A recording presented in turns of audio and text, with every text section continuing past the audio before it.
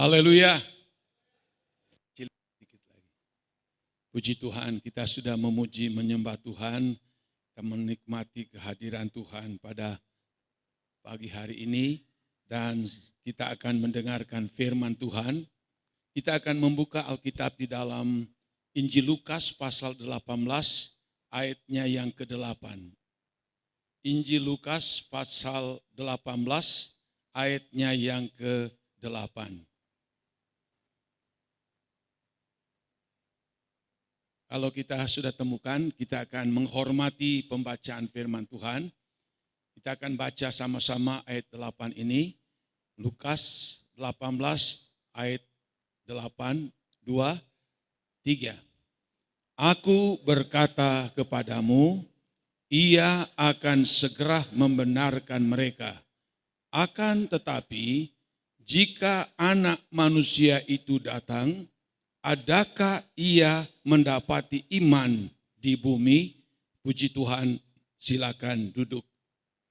Dalam terjemahan lain, akan tetapi jika Mesias itu datang, Mesias itu adalah Tuhan Yesus. Apabila dia datang, adakah ia mendapati iman di bumi? Jadi ada pertanyaan di sini. Pertanyaan ini harus dijawab masing-masing pribadi kita. Tidak hanya pendeta, hamba Tuhan yang menjawab, tapi setiap pribadi kita, ini pertanyaan ini harus kita jawab. Kita jawab, apakah Tuhan Yesus akan datang nanti pada kali yang kedua, lalu dia mendapati iman di dalam kehidupan kita. Mungkin ada yang oh iya, saya orang beriman. Saya orang yang percaya. Saya orang Kristen.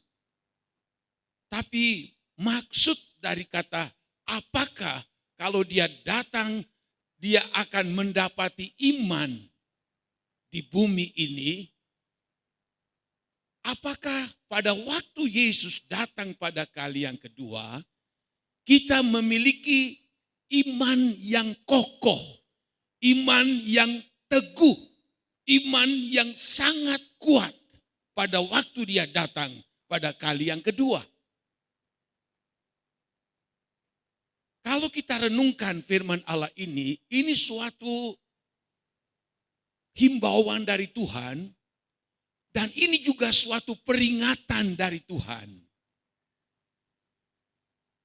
Sebelum saya lanjut, kita mungkin bisa, saya ingin dulu saudara bisa lihat dalam Ibrani pasal 11 ayat 1. Di situ dikatakan bahwa iman adalah dasar dari segala sesuatu yang kita harapkan. Dan iman itu juga adalah bukti dari segala sesuatu yang belum kita lihat. Kita belum pernah melihat wajah Tuhan.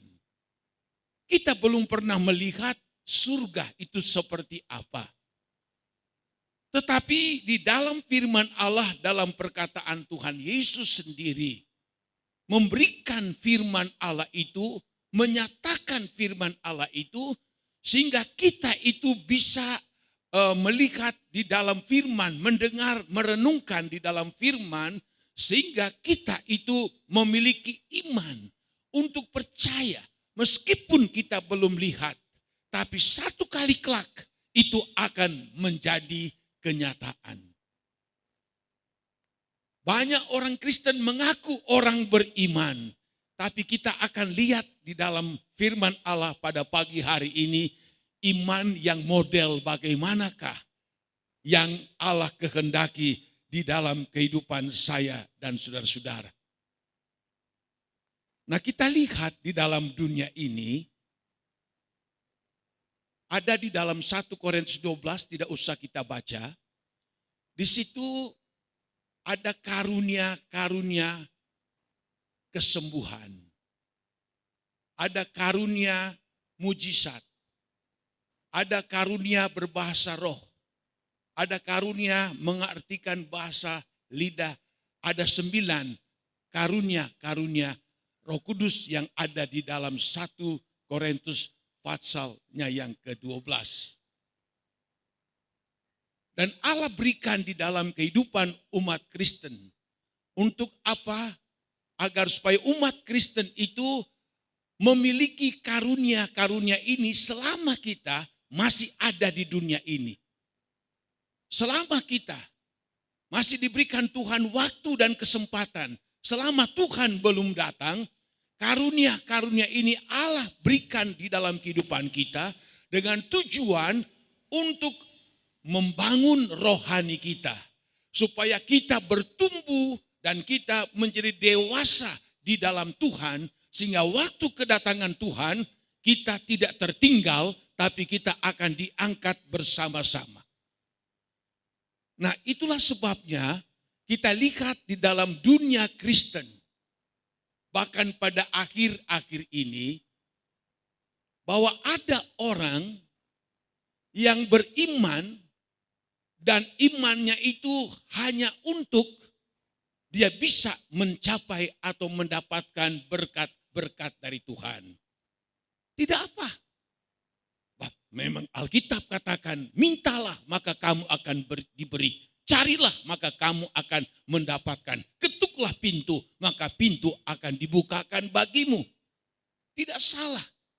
Bila mana kita meminta berkat dari Tuhan. Ada iman untuk mengerjakan berkat. Kalau kita sungguh-sungguh, Tuhan tolong saya, berkati saya, usaha saya. Itu bisa, tidak apa-apa. Ada iman yang mengerjakan mujizat. Di dalam Alkitab kita lihat. Tuhan Yesus berkata begini. Bila mana kamu mempunyai iman hanya sebesar biji sesawi saja. Kamu berkata kepada pohon ini dia terbuang ke laut. Dia akan terbuang ke laut. Iman yang mengerjakan mujizat. Namun kita melihat juga dewasa ini. Ada begitu banyak orang Kristen yang dibawa kepada hal-hal yang memang dibutuhkan oleh manusia. Mereka mengejar yang namanya mujizat demi mujizat. Sehingga kita banyak melihat, saudara, saya lihat di televisi, siaran Kristen, di mana ada orang yang selalu mujizat saja yang harus dia khotbahkan.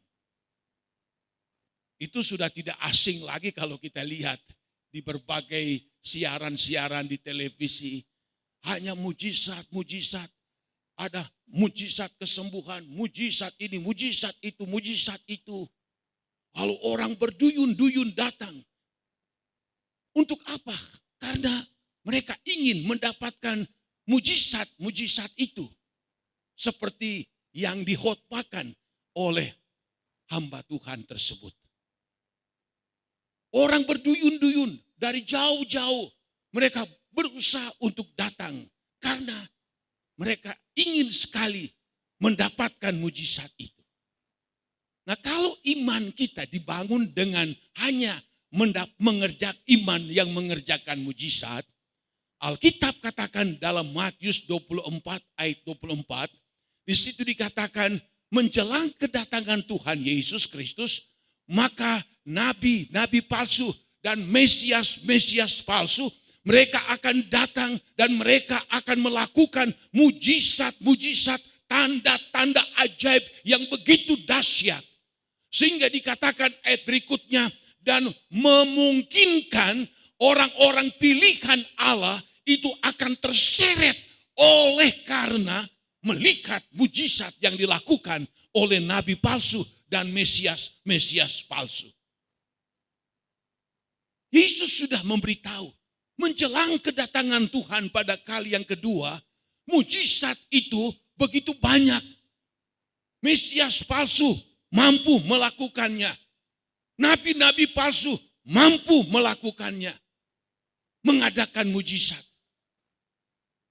Nah, kalau iman kita hanya dibangun dengan melihat mujizat, banyak nanti akan terseret dengan mujizat yang dilakukan oleh nabi palsu dan mesias palsu pada akhir zaman ini.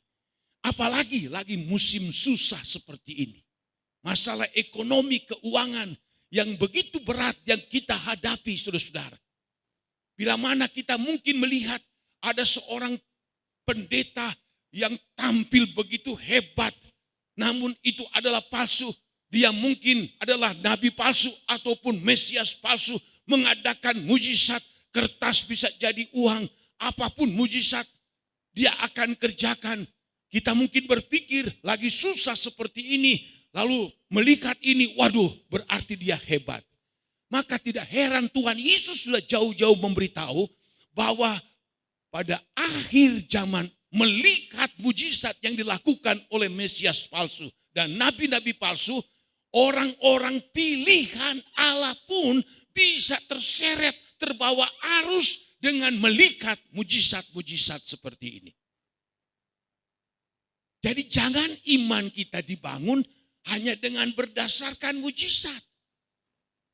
Kita terkecoh, kita terjebak. Apalagi dalam 2 Tesalonika, di dalam Wahyu pasal 13, di situ dijelaskan bahwa antikris dia akan mengadakan tanda-tanda ajaib yang begitu luar biasa. Dia bisa menurunkan api dari langit seperti Elia. Banyak mujizat yang dia lakukan untuk mengecoh orang-orang percaya supaya mengikut dia. 2 Tesalonika 2 juga disebutkan seperti itu. Jadi iman yang dibangun hanya dengan mujizat, hanya untuk bisa saya dapat disembuhkan dan lain sebagainya.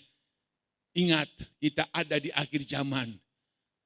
Mesias palsu, nabi palsu bisa melakukan itu semuanya.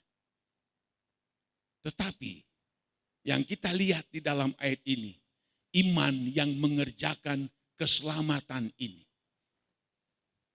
Iman yang mengerjakan keselamatan. Iman itu Allah sudah memberikan kepada saya dan saudara-saudara. Di dalam Roma 10 ayat 17, dari mana kita mendapatkan firman? Firman Allah itu dari mendengar. Mendengar itu akan firman daripada Tuhan.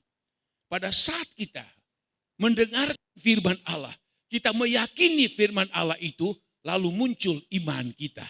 Oh ya, betul. Firman Allah itu benar. Firman Allah itu ya dan amin adanya. Kita mulai percaya. Nah, diibaratkan seperti ini. Pada waktu kita percaya, bertobat, dibaptiskan, lalu kita lahir baru. Itu diibaratkan seperti tanaman. Tanaman yang ditanam. Ditanam di suatu tanah yang subur. Lalu si petani itu dia akan mensiangi itu, memaculnya.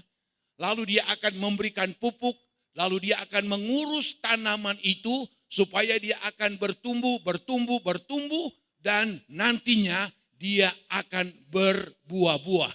Seperti di dalam Matius 13, di mana benih yang tertabur di atas tanah yang subur.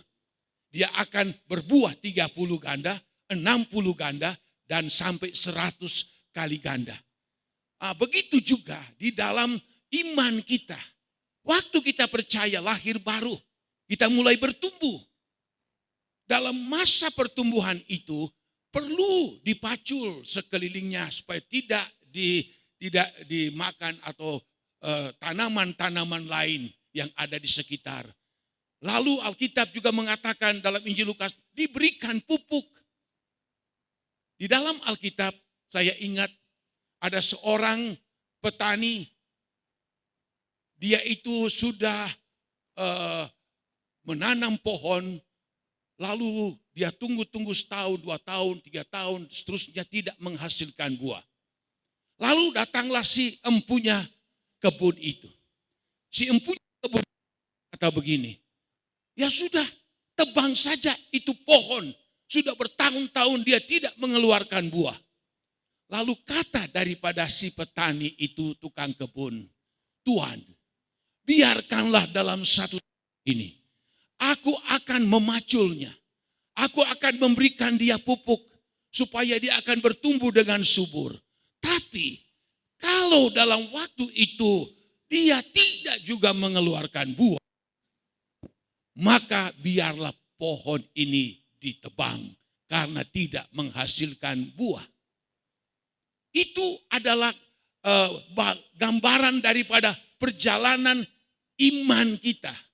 Dari sejak kita lahir baru, lalu mulai bertumbuh diberi pupuk firman Allah. Kita datang berbakti dengar firman Allah.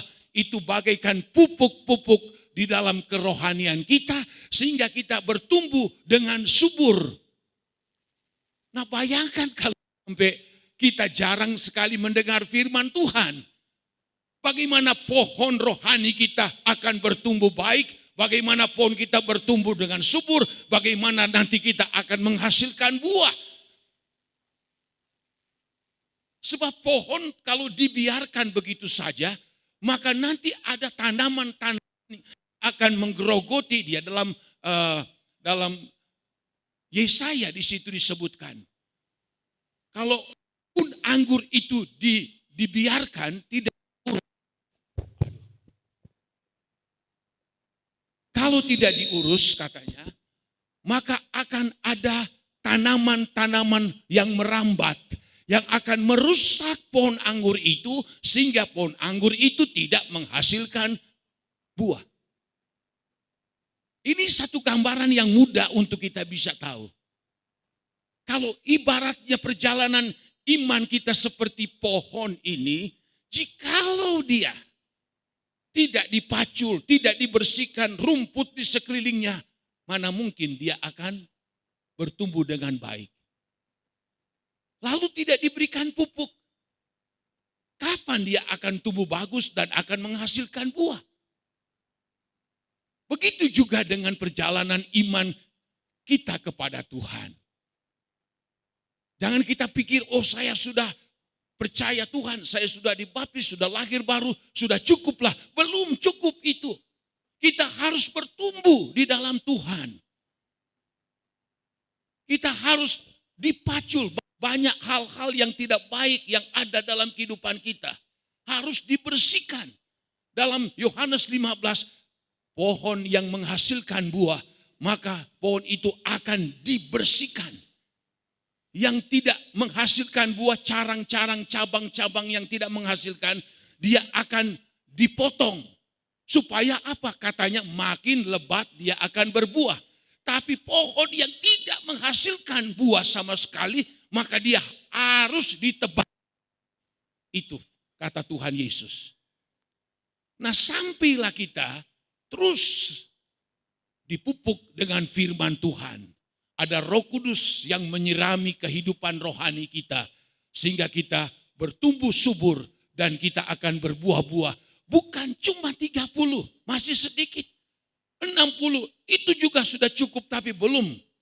Lalu Tuhan katakan sampai 100 kali ganda, sampai menjadi sempurna sama dengan Tuhan. Selagi Tuhan memberikan kita waktu dan kesempatan untuk hidup di dunia ini. Mungkin ada yang masih bertumbuh, masih kecil. Mungkin sudah agak lebih besar. Ada yang pertumbuhannya subur. Ada yang pertumbuhannya tidak begitu bagus. Ada mungkin yang sudah mau menghasilkan buah. Ada mungkin yang sudah berbuah-buah. Jangan yang masih kecil, masih bertumbuh pendek, lalu kita berkata, cukup saya sampai di sini. Tidak akan bisa. Harus terus bertumbuh, terus bertumbuh, terus bertumbuh. Sampai maksimal seperti yang Tuhan katakan. Ibaratnya seperti pembangunan rumah. Harus ada pondasi lebih dulu.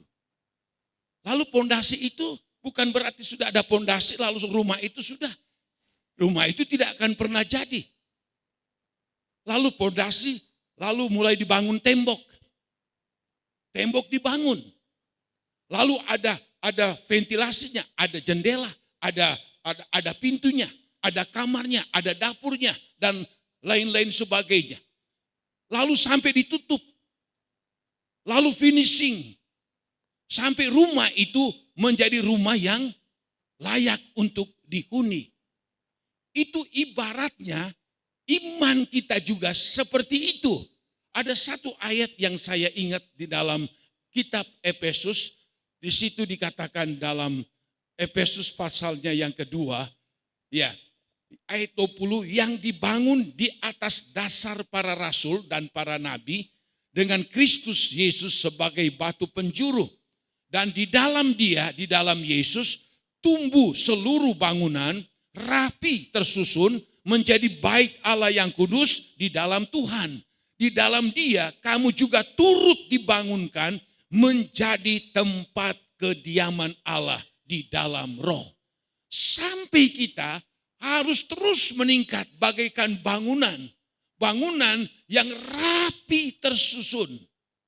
Seringkali kita, saudara, kehidupan rohani kita belum rapi tersusun. Masih amburadul. Masih banyak salahnya, dosanya, ini itunya masih banyak. Jadi harus diluruskan dulu.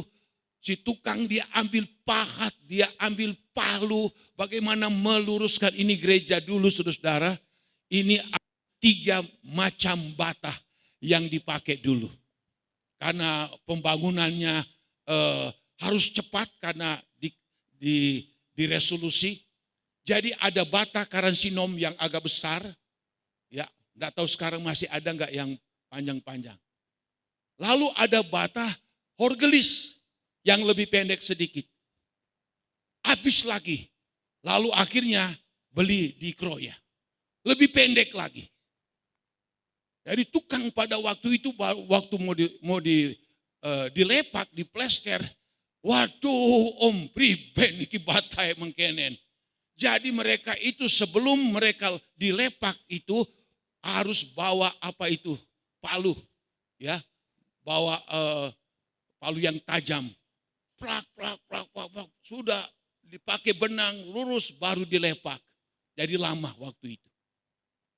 Karena ada 3 macam bata yang berbeda ukuran. Begitu juga dengan kita. Seringkali kita masih sombong. Seringkali kita penuh dengan iri dan kebencian. Kita masih belum hidup benar di hadapan Tuhan. Banyak salah dosa seperti batu-batu bata yang nonjol. Itu harus dipapras begitu rupa. Itulah bangunan rohani kita. Harus seperti itu. Sampai dikatakan dalam ayat ini, rapi tersusun menjadi bait Allah yang kudus di dalam Tuhan. Lalu ayat 22, di dalam dia, di dalam Yesus, kamu juga turut dibangunkan menjadi apa? Tempat kediaman Allah di dalam roh. Kalau rumah rohani kita itu sudah bagus, sudah indah, waduh luar biasa. Segala yang menonjol-nonjol sudah jadi rata, bangunan itu sudah indah, maka di sini dikatakan, maka rumah rohani kita itu akan menjadi tempat kediaman daripada Allah. Amin. Haleluya. Allah akan tinggal di dalam kehidupan kita. Betapa indah kehidupan kita bila mana Allah itu tinggal di dalam kehidupan saya dan saudara-saudara. Kita tidak takut khawatir dalam menghadapi keadaan. Sebab ada Tuhan yang tinggal di dalam kehidupan kita. Itu sebabnya dalam Efesus dikatakan betapa hebat kuasa Allah yang ada di dalam kita. Sebagai orang yang percaya kepada Tuhan. Maka inilah yang kita lihat bahwa iman yang mengerjakan keselamatan ini, inilah yang penting di dalam kehidupan kita sebagai umat Tuhan. Yang banyak kita lihat,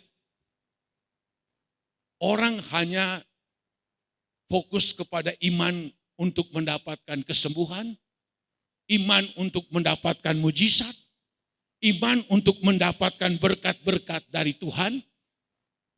Jadi difokuskan ke hal-hal yang seperti itu.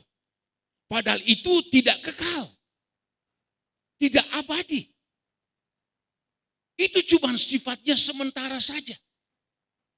Tetapi kita banyak menyaksikan orang-orang Kristen, iman yang mengerjakan kesembuhan, iman yang mengerjakan berkat-berkat, iman yang mengerjakan mujizat, itulah yang menjadi prioritas mereka. Lalu mereka mengabaikan iman yang mengerjakan kepada keselamatan. Sedangkan kalau kita melihat, keselamatan itu harga mati. Keselamatan itu tidak boleh disepelekan. Itulah hal yang paling utama dalam kehidupan ini. Itu sebabnya Yesus dia berkata begini, masuklah kamu pada pintu yang sempit. Karena lebarlah jalan yang menuju kepada kebinasaan di dalam neraka.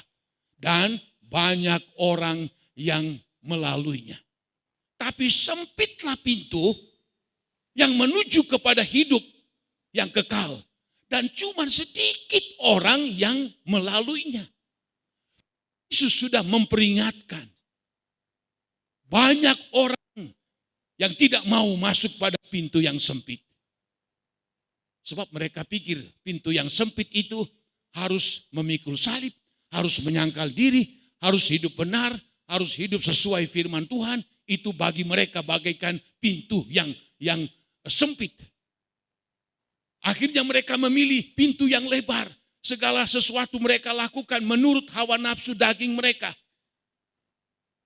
Yesus sudah jauh-jauh peringatkan. Satu waktu banyak orang di situ. Datanglah seorang lalu bertanya kepada Tuhan Yesus dalam Injil Lukas 13. Guru, apakah sedikit saja orang yang akan diselamatkan?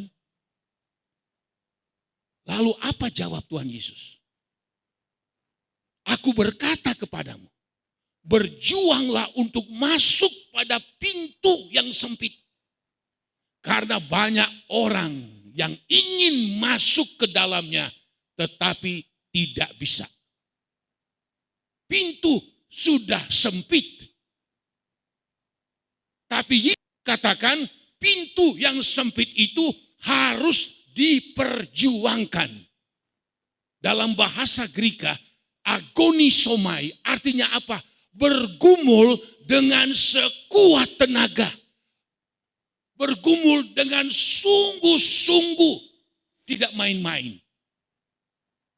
Jadi pintu yang sudah sempit, lalu harus diperjuangkan. Bukan asal-asal diperjuangkan.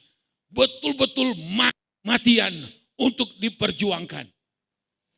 Orang yang memahami keselamatan untuk hidup yang kekal, biarpun sempit, biarpun saya berjuang apapun, saya akan terobos itu. Sulit sekalipun, sukar sekalipun, saya terobos sebab di ujungnya itu ada kehidupan, keselamatan yang kekal selama-lamanya. Tuhan katakan banyak orang yang ingin masuk, tapi tidak bisa. Apakah ini golongan orang duniawi? Bisa saja. Apakah ini adalah golongan orang yang Kristen? Oh, bisa saja. Tapi pada waktu mereka melihat, waduh, ternyata pintu itu sempit. Misalnya saya kasih contoh. Ada suatu gedung yang begitu besar. Begitu besar, lalu di situ ada pintu yang sangat sempit. Ya mungkin hanya sebatas miring begini. Cuma sempit. Lalu itu sudah ditaruh tulisan. Pintu yang sempit.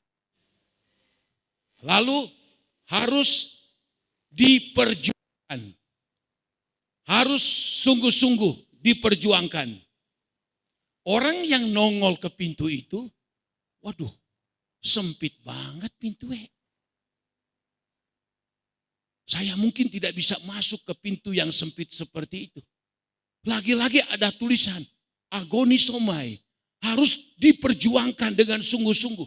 Harus dipergumulkan dengan sungguh-sungguh. Wah, buat apa saya harus berjuang untuk mendapatkan ini? Masuknya aja susah, apalagi saya mau perjuangkan. Ya sudah, kata Tuhan, banyak orang yang ingin masuk tetapi tidak dapat. Nah, ini kita bisa gambarkan. Makanya kalau ada pengkhotbah yang berkata masuk surga itu mudah, asal percaya saja, itu mah nabi palsu, pendeta palsu. Sebab apa? Kalau kita lihat di dalam kitab Filipi pasal 2. Di situ dikatakan begini firman Tuhan. Hai, ayat 12, saudara-saudaraku yang kekasih, kamu senantiasa taat. Karena itu tetaplah kerjakan keselamatanmu dengan takut dan gentar. Jemaat di Filipi, mereka orang setia. Mereka orang yang taat menuruti akan Tuhan. Tapi belumlah cukup. Sehingga firman Allah datang memberitahu mereka. Hei jemaat Filipi, kerjakanlah keselamatanmu itu dengan takut dan gentar. Jadi tidak main-main, tidak disepelekan, tidak coba-coba, tidak. Kerjakanlah, lakukanlah, berjuanglah kamu. Untuk apa? Mengerjakan keselamatan dengan takut dan gentar. Kerjakanlah keselamatanmu dengan takut dan gentar. Takut ini bukan takut seperti melihat hantu. Tetapi takut ini dalam pengertian rohani. Karena takut tidak diselamatkan, takut nanti masuk neraka, maka dia berusaha dengan sungguh-sungguh. Dia berjuang dengan sungguh-sungguh. Agar supaya dia betul-betul diselamatkan oleh Tuhan. Tapi banyak juga orang yang mengerjakan keselamatan ini tidak ada rasa takut dan tidak ada rasa gentar. Ya terus terang saya harus berkata seperti itu. Brur, kebaktian, kebaktian. Ya engkau baiklah bakana waktu. Ya, kayak gampang sekali. Ya, kayak mudah sekali. Tapi orang Kristen, jikalau betul-betul dia mengerjakan keselamatan itu dengan takut dan gentar, ada orang sekali saja dia tidak datang ke gereja, dia sudah merasa tertuduh, dia sudah merasa tidak nyaman, dia sudah merasa ada salah di hadapan Tuhan. Itu namanya ada rasa takut dan gentar dalam mengerjakan akan keselamatan. Sebab keselamatan itu harga mati. Tidak bisa ditawar-tawar keselamatan itu. Kerjakan itu dengan takut dan gentar. Dengan sungguh-sungguh, dengan begitu serius. Kita boleh serius di dalam hal lain. Tapi kalau kita tidak serius untuk keselamatan kita, waduh celaka 12 itu. Nah itulah sebabnya ada kita lihat di dalam 1 Timotius pasalnya yang ke-6. Di sini lebih luar biasa lagi kalau kita lihat firman Tuhan. 1 Timotius 6 ayatnya yang ke-12. Berkata begini firman Tuhan. Bertandinglah dalam pertandingan iman yang benar dan rebutlah hidup yang kekal. Untuk itulah engkau telah dipanggil. Dan telah engkau ikrarkan ikrar yang benar di hadapan banyak saksi. Bertandinglah dalam pertandingan iman yang benar. Di dunia ini orang banyak melakukan pertandingan olahraga, pertandingan sains, pertandingan ilmu pengetahuan, dan lain-lain sebagainya. Tetapi saya dan saudara, kita bertanding dengan iman yang benar. Kenapa ditulis begini? Bertandinglah dalam pertandingan iman yang benar. Bab tadi saya sudah katakan, ada iman yang hanya dikejar, iman yang mengerjakan mujizat, iman yang mengerjakan kesembuhan, mengerjakan berkat dan sebagainya. Itu yang difokuskan, itu yang dicari. Sedangkan iman yang benar ini yang akan membawa kita kepada keselamatan, itu diabaikan. Nah ini keliru. Dan kita juga melihat saudara, ada banyak sekali orang yang menceritakan tentang surga dan ada neraka. Tapi iman mereka bukan beriman kepada Tuhan Yesus Kristus. Iman mereka salah, iman mereka keliru. Tetapi saya dan saudara sangat bersyukur kepada Tuhan. Saya dan saudara sedang dalam pertandingan, arena pertandingan. Dengan apa? Dengan iman kita yang benar, tidak salah dan tidak keliru. Iman kita kepada siapa? Kepada Tuhan Yesus yang sudah datang dari surga, sudah menyerahkan nyawanya, mati, bangkit, naik ke surga, dan duduk di sebelah kanan Allah Bapa dan berjanji akan datang kembali dan akan membawa kita ke tempat yang Dia sediakan. Ini iman yang benar. Ini yang harus kita perjuangkan. Banyak orang memperjuangkan sesuatu dengan uang, dengan tenaga, dengan harta, tetapi tidak untuk keselamatan. Tapi saya dan saudara memperjuangkan keselamatan itu sudah nyata benar bahwa Yesus Kristus itulah Tuhan dan Juru Selamat kita yang sudah datang untuk menyelamatkan kita. Bahkan Dia berkata di dalam Yohanes 14, percayalah kepadaku, percayalah juga kepada Bapakku yang ada di dalam surga. Di rumah Bapakku banyak tempat untuk ditinggali. Percayalah kepada Dia, katanya.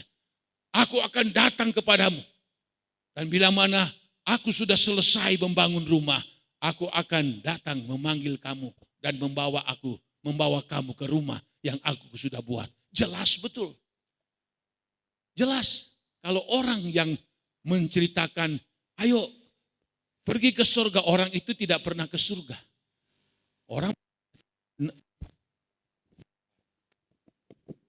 Orang bisa bertanya-tanya, benar nggak orang ini surga dia nggak pernah lihat, dia tidak datang dari surga. Tapi kok kenapa dia berkata seperti itu? Tetapi kita, saudara-saudara, iman kita itu luar biasa, tidak bisa dipungkiri. Ya, iman kita kepada keselamatan itu terarah begitu jelas sekali. Beriman kepada Yesus Kristus sebagai Tuhan dan Juru Selamat. Dia katakan tidak ada nama di bawah kolong langit ini yang di dalamnya manusia beroleh selamat. Tapi hanya di dalam nama Tuhan Yesus sendiri. Itu kita bangga. Kita tidak keliru memperjuangkan diri kita jauh-jauh dari Pejaten, Bojong Raung, dari Eretan, dari Patrol, dari tempat lain datang. Tidak sia-sia saudara-saudara.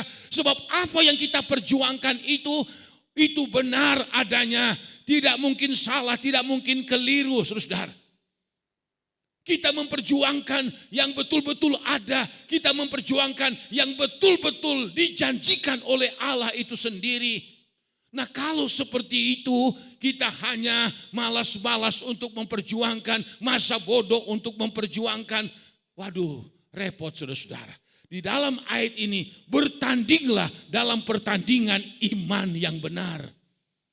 Kita bertanding sekarang dalam iman yang benar. Lalu dikatakan, dan rebutlah hidup yang kekal. Hidup yang kekal itu harus direbut. Tidak masa bodoh. Ya, maka selamat ya syukur, maka beli selamat ya bagaimana nanti. Tidak, harus diperebutkan. Orang yang berusaha merebut, dia pasti mendapatkan. Orang yang tidak mau berusaha merebut, hanya masa bodoh, tidak mau berjuang, tidak mau capek-capek, ya sudah. Jangan mengharapkan dia itu bisa mendapatkan itu. Rebutlah hidup yang kekal. Tuhan sudah kasih. Nih, aku berikan kamu keselamatan. Aku berikan kamu tempat kediaman. Aku berikan kamu surga. Aku berikan kamu Yerusalem baru. Rebutlah itu. Kamu harus berusaha dengan sungguh-sungguh supaya betul-betul. Bab orang kalau merebut itu ada kalanya saudara di dunia ini merebut sesuatu, seringkali ada yang tidak dapat. Padahal dia sudah berjuang. Tapi tidak dapat. Tapi kalau kita tidak mungkin tidak dapat. Kalau kita sudah berjuang dengan sungguh-sungguh. Tidak sia-sia perjuangan kita. Tidak sia, Tuhan melihat kita. Kesungguhan kita, perjuangan kita. Untuk merebut hidup yang kekal. Tuhan lihat kesungguhan kita. Apakah kita benar-benar betul-betul fokus untuk mendapatkan keselamatan yang disediakan oleh Tuhan. Saya sampai saat ini, saya tetap berusaha untuk merebut keselamatan hidup yang kekal itu. Sebab kalau saya masa bodoh, saya udah diam saja, saya pikir sudah cukup, belum tentu bagi Tuhan. Sebab Tuhan katakan apa?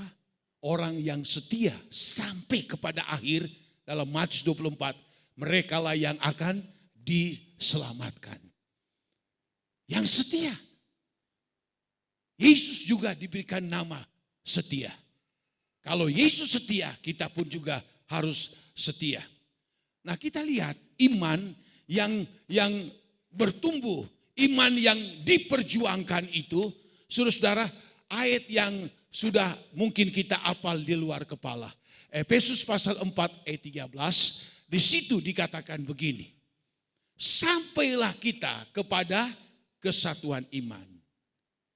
Kedua, sampailah kita kepada pengertian, pengetahuan yang benar tentang anak Allah.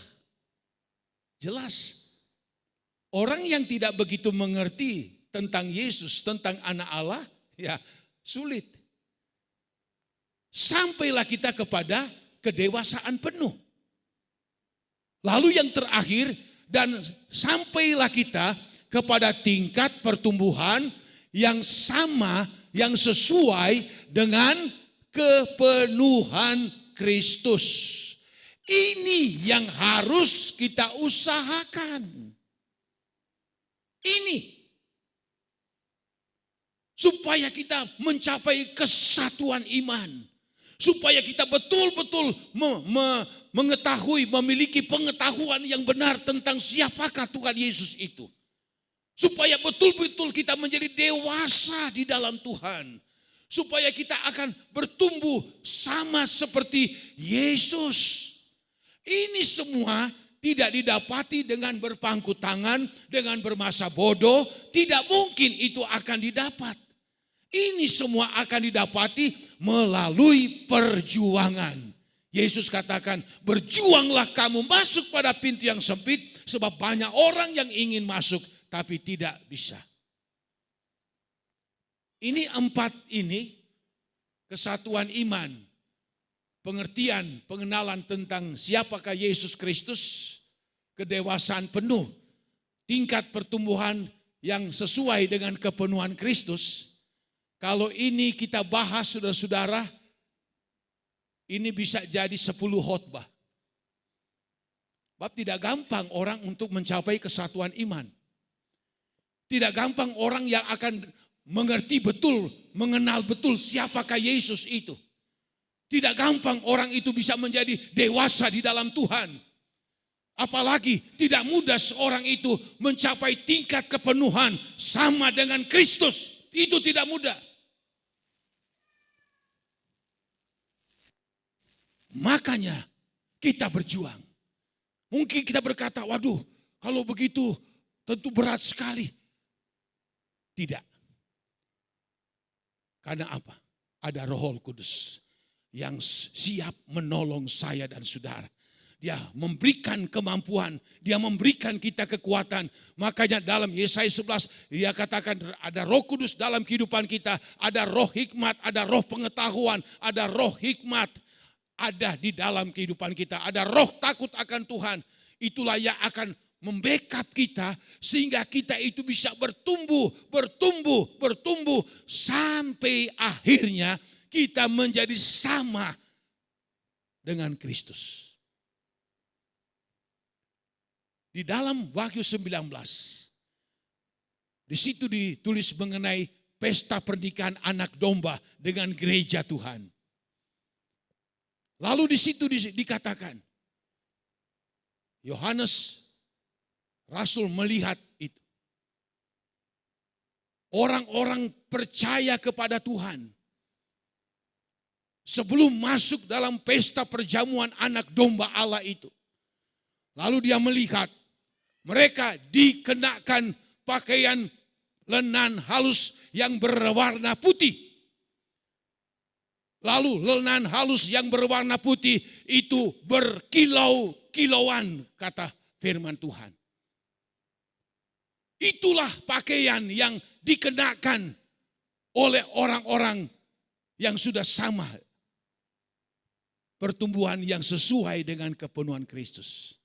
Dikenakan pakaian putih, kain lenan putih halus dan berkilau-kilauan. Akan dikenakan, kita tidak minta. Nanti sendirinya akan diberikan oleh Tuhan kepada kita. Sebab pakaian inilah yang nanti akan dipakai untuk masuk dalam pesta perjamuan anak domba Allah itu. Saya ingat di dalam kitab Matius. Raja mengadakan pesta yang besar. Dia undang orang-orang datang ke pestanya. Lalu diceritakan pendek di situ. Sebelum Raja mengumumkan dimulainya acara pesta yang meriah itu. Tampillah raja itu. Waktu dia tampil, mungkin katakan di panggung. Dia melihat semua undangan yang datang dalam pesta itu. Tapi matanya tertuju kepada ada seorang yang tidak mengenakan pakaian pesta. Lalu raja itu datang. Dia datang kepada orang itu, lalu dia berkata, "Hai sobat, bagaimanakah engkau bisa datang di tempat pesta ini dengan pakaian yang tidak memakai pakaian pesta?" Orang ini kebingungan, kata Alkitab. Mungkin di depan itu dijaga ketat.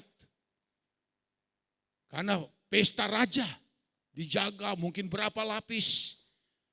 Tapi kok orang ini bisa lolos? Dia mungkin beralibi begini, oh saya ini orang hebat. Oh saya ini pendeta. Jadi saya boleh masuk situ. Oh saya ini hamba Tuhan. Saya ini penginjil. Oh saya ini tua-tua sidang. Saya ini pelayan daripada Tuhan. Oh ya begitu Pak. Iya jadi jangan halangi saya. Ya saya masuk.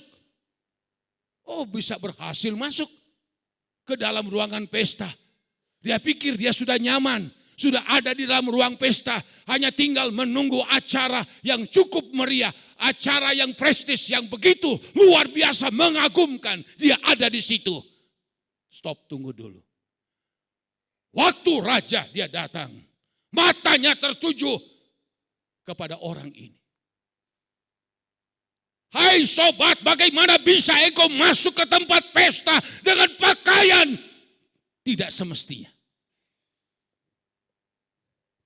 Orang bingung, lalu raja itu katakan, "Hai pengawal, ikat kaki dan tangannya, buanglah ia keluar di dalam kegelapan yang paling gelap. Di sanalah akan ada tangisan dan kertak gigi." Ini kita lihat Tuhan tidak bisa dikibulin. Tuhan melihat kita. Nah saudara-saudara, kita berjuang. Selagi Tuhan masih memberikan kita kesempatan, memberikan waktu untuk kita, tetap berjuang. Dan jangan sampai kita merasa sudah cukup dalam perjuangan kita. Tidak, sampai nanti Yesus datang pada kali yang kedua, kita betul-betul sudah siap bersanding masuk dalam pesta kemuliaan dari Tuhan.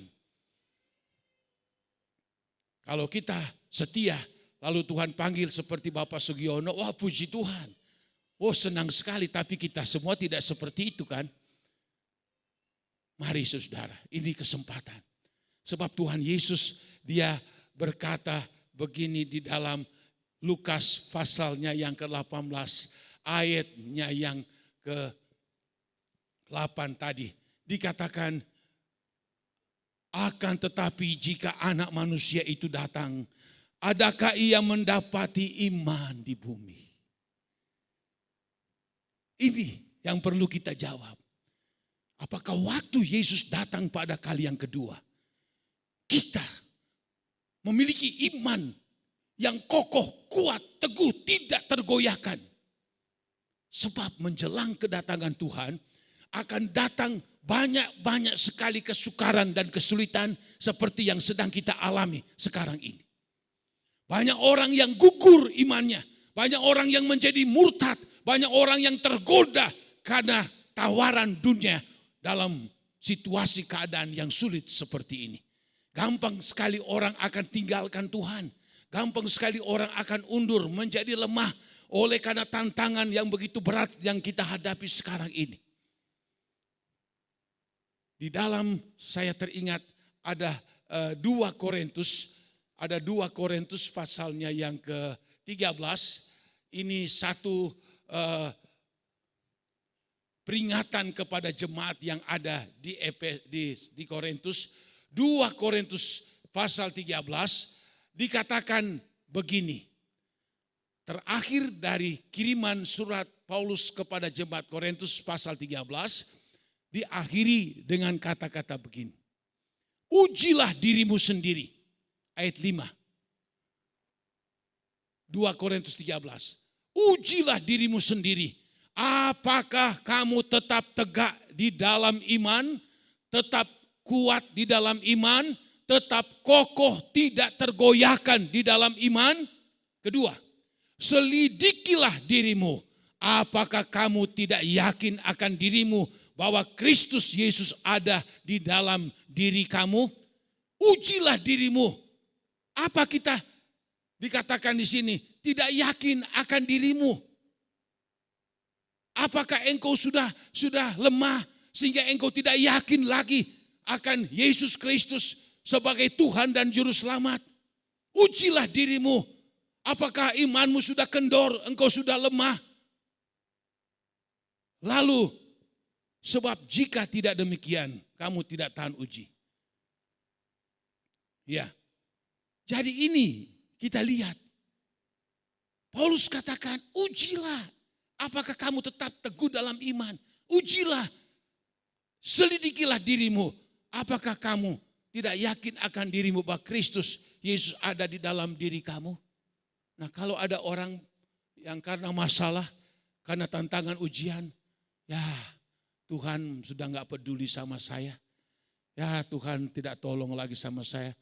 Buktinya saya lagi begini, buktinya saya lagi susah, buktinya saya lagi kesulitan, buktinya saya sudah berdoa tapi belum ada jawaban. Ujilah.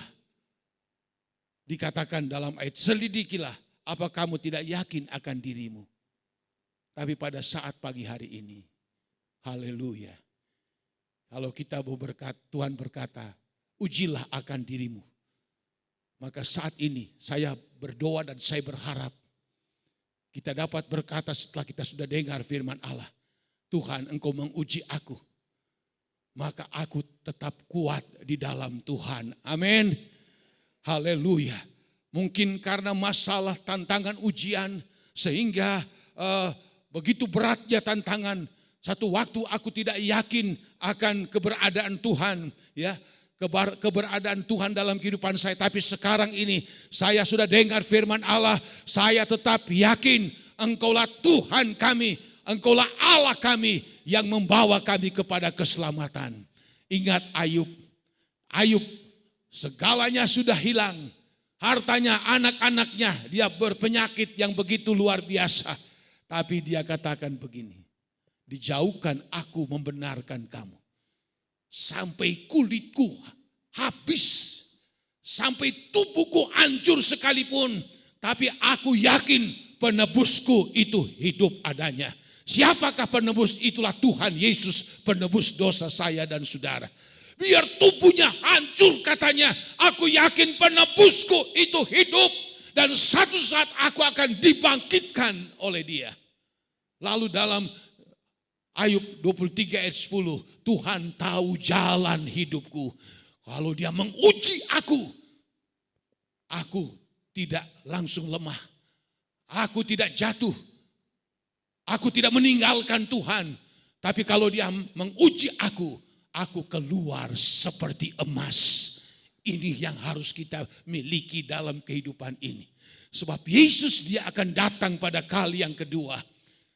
Bila mana Dia akan datang pada kali yang kedua, apakah ada iman di antara kamu? Ada iman kita tetap kuat, tetap sungguh-sungguh, tetap teguh di dalam Tuhan. Haleluya. Kita berdoa kalau Tuhan Yesus datang, iman kita kuat, iman kita teguh.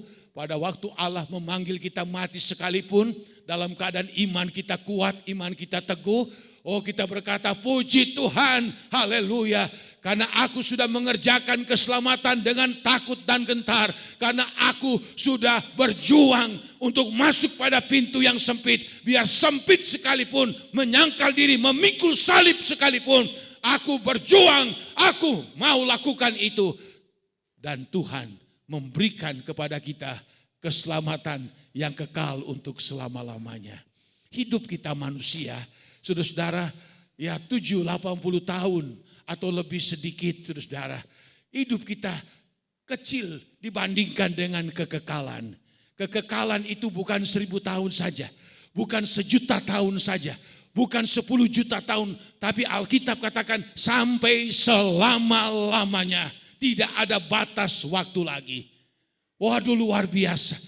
Lalu kehidupan kita yang cuma dibatasi umur ini, saudara-saudara, kita tidak berjuang dengan sungguh-sungguh, kita masa bodoh, kita lebih fokus kepada iman mujizat, iman berkat, iman kesembuhan atau iman-iman yang hanya untuk sementara di dunia ini, kita keliru. Haleluya. Tetapi mari, biar pagi hari ini kita berjuang, haleluya, untuk mengerjakan iman keselamatan itu. Haleluya. Haleluya. Sebab nanti kelak ya kita akan menerima upah yang besar yang disediakan oleh Tuhan. Sebagai terakhir, saya terlintas saudara-saudara Wahyu pasal yang ke-20. Di situ dikatakan begini. Lalu aku melihat orang-orang yang mati kecil dan besar dibangkitkan. Dan orang-orang yang mati di dalam laut itu pun dibangkitkan. Orang-orang yang berdosa yang tidak diselamatkan dikatakan di situ. Lalu mereka menghadap takhta daripada anak domba Allah, takhta putih yang besar. Lalu buku-buku dibuka. Ada buku kehidupan, ada buku-buku yang lain dibuka. Lalu di situ disebutkan, maka orang yang tidak tercantum namanya dalam buku kehidupan kekal itu, maka mereka dilemparkan ke dalam api neraka yang kekal sampai selama-lamanya. Tidak ada batas waktu. Sampai selama-lamanya.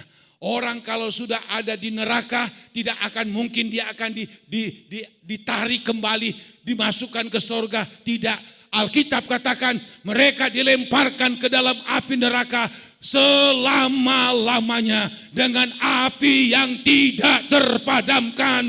Mereka akan mengalami siksaan, mereka akan kertak gigi, begitu siksa, aniaya yang hebat yang dilakukan oleh iblis kepada mereka di dalam api neraka.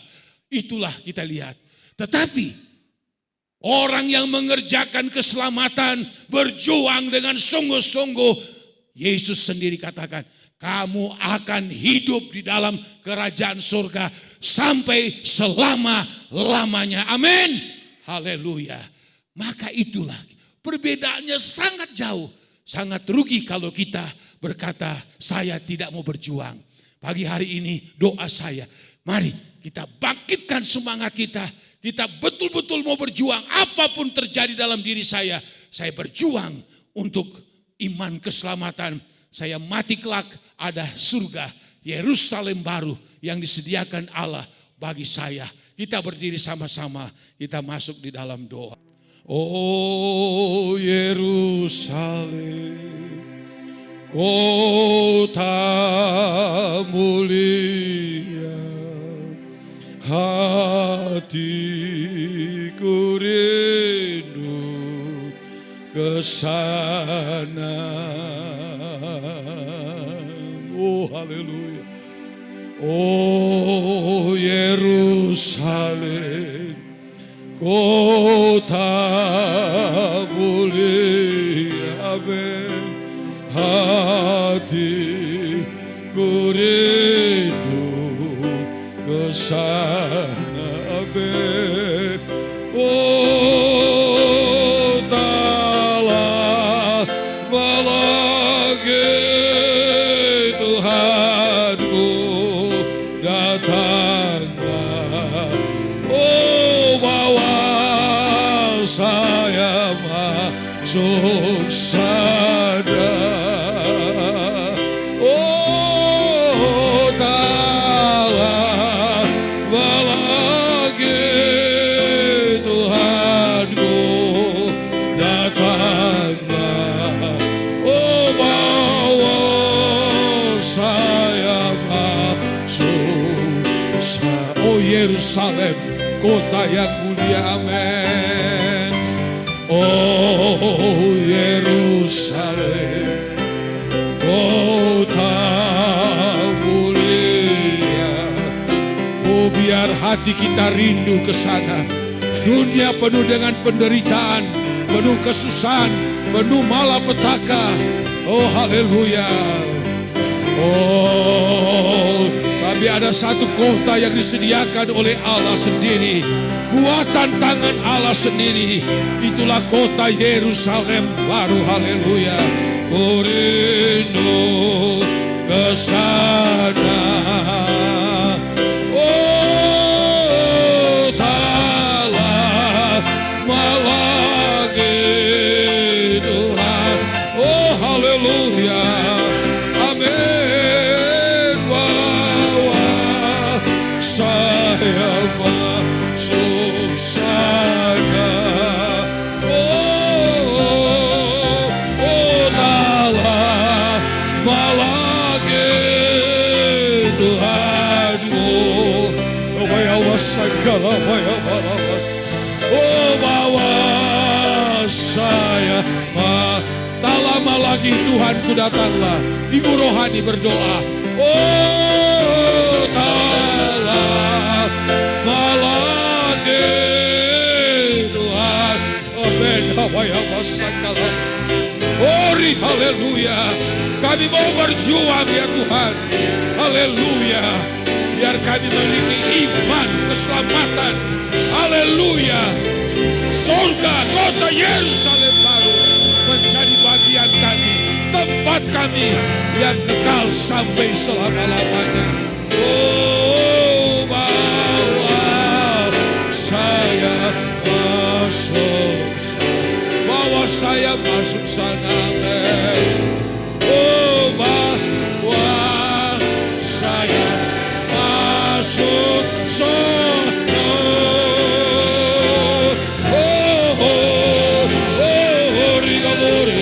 Haleluya, haleluya. Glory, alabasakalabaya. Haleluya. Oh, haleluya. Jesus, abadabala. Oh, pasakadamumbadadala. Glory, haleluya. Alabasakalabaya. Glory, alabasakalabaya. Glory, haleluya. Abadabasakalabaya. Haleluya, haleluya. Glory, haleluya. Amin, amin. Puji namamu ya Tuhan. Terima kasih Tuhan. Haleluya. Segala kemuliaan hanya bagi Engkau Tuhan. Kalau pada saat pagi ini Tuhan kami diingatkan untuk tetap berjuang dan berjuang dan berjuang Tuhan. Haleluya, haleluya. Bila mana kami lemah Tuhan, tambahkan iman kepada kami. Bangkitkan semangat kami ya Tuhan. Tambahkan iman kepada kami untuk berjuang dan berjuang ya Tuhan.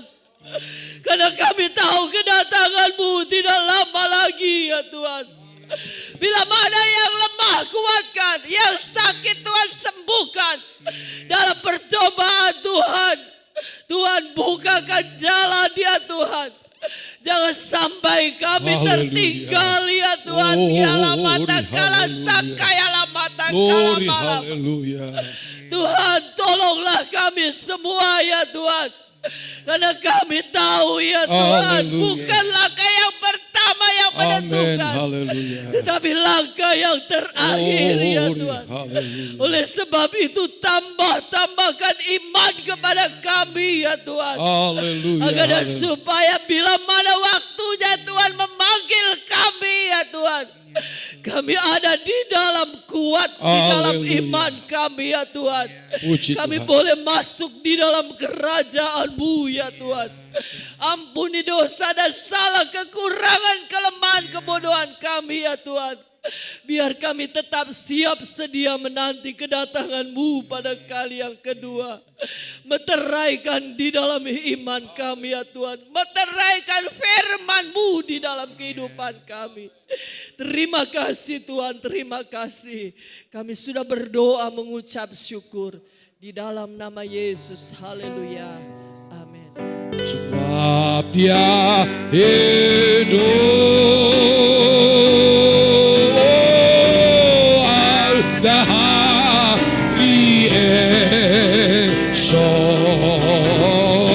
Sebab Dia hidup, amin, haleluya. Ku tak gentar, oh karena ku tahu, oh Dia pegang hari esok. Hidup jadi berarti sebab Dia hidup. Oh, hidup jadi berarti sebab Yesus hidup. Yesus hidup. Haleluya, haleluya, haleluya. Oh haleluya, haleluya. Oh habaya basaka habaya bala. Ya habaya bala habaya basak. Oh Yesus, Yesus hidup. Amin. Haleluya. Nama-Mu ya Terima Tuhan. kasih Bapa kami di dalam kerajaan surga. Pada siang hari ini Oh, Tuhan kami sudah haleluya. mendengarkan firman-Mu Tuhan.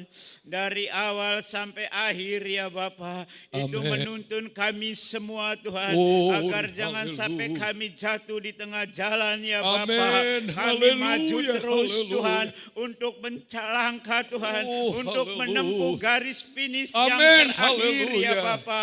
Karena Oh, kami puji merasakan Tuhan hidup di Haleluya. dunia ini sementara Amin. ya Benar, Bapa. Tuhan. Yang kekal nanti Tuhan yang kita cari ya Bapa. Amin. Amin. Walaupun Haleluya. banyak jalan yang lebar Tuhan, itu imbaikan saja Tuhan. Biarlah kami maju Haleluya. melewati jalan yang Benar, sempit Tuhan. ya Bapa. Amin. Amin. Inilah kehendak-Mu Oh, ya puji Tuhan. nama-Mu. Kuatkan kami terus Bapa. Pimpinlah kami terus Tuhan Yesus. Amin. Jamalah Haleluya. kami terus Oh, Bapa. haleluya. Supaya kami punya iman yang kuat Tuhan. Benar. Untuk Haleluya. sampai kepadamu ya Amin. Bapa. Terima Haleluya. kasih Tuhan Yesus. Firman-Mu puji siang hari ini menegur kami semua ya Bapa, supaya kami jangan takut hal-hal dunia Tuhan, karena dunia ini Amin. akan mengecewakan kami ya Amin. Bapa. Haleluya. Biarlah kami terus Tuhan Puji namamu, untuk sampai kesempurnaan hidup Amin. kami ya Haleluya. Bapa. Terima kasih Terima Bapa kasih, di Tuhan. surga. Terima kasih Tuhan Yesus. Haleluya. Engkau sudah pimpin kami ke tempat ini ya Bapa. Sebentar kami mau berpisah satu dengan yang lain Tuhan. Engkau sertai kami. Tibakan kami ke rumah kami masing-masing. Amin. Haleluya. Dengan pimpinan dan Amin. lawatan Amin. daripadamu Haleluya. Bapa. Di Puji dalam namamu, nama Tuhan Tuhan. Yesus. Haleluya. Kami sudah berdoa dan mengucap Haleluya. syukur. Haleluya. Haleluya.